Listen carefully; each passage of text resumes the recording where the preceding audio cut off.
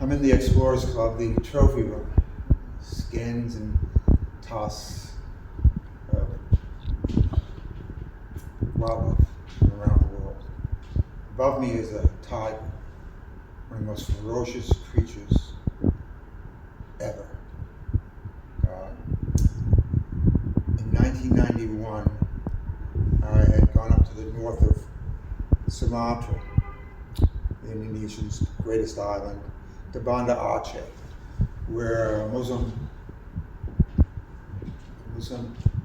pilgrims set off for Mecca.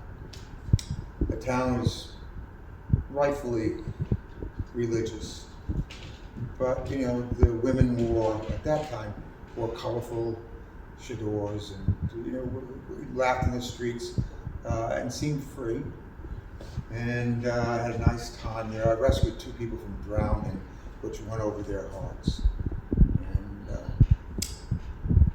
I was standing up this high, and they were this small. It was very easy.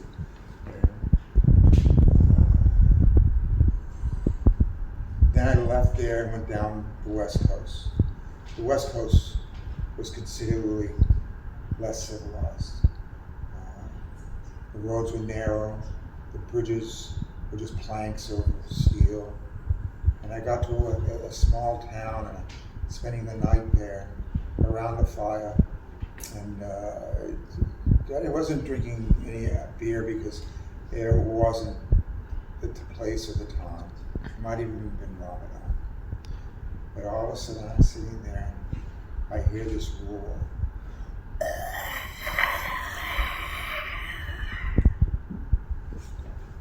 Everybody sits up, takes out a mask, and puts it on the back of their heads. So I didn't have a mask, and I said, "What are you doing?" He said, and one of the men explained to me in slow Bahasa Indonesian that a tiger is nearby. And I said, "How nearby?" He said, "About a half a mile."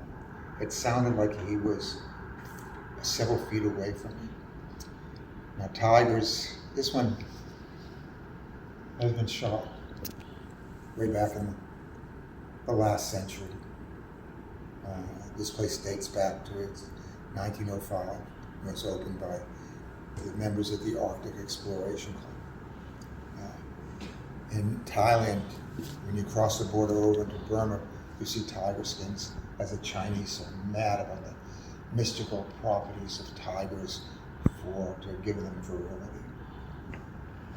I have a picture of me in Thailand at a farm, Nung Nuch, sitting with a tiger who's obviously been loaded on heroin, and it's just, he nodded out on my lap. A big creature. I mean, his head felt like 10 bowling balls, and he purred silently as I patted his head. But for a lot of people are scared of him with good reason.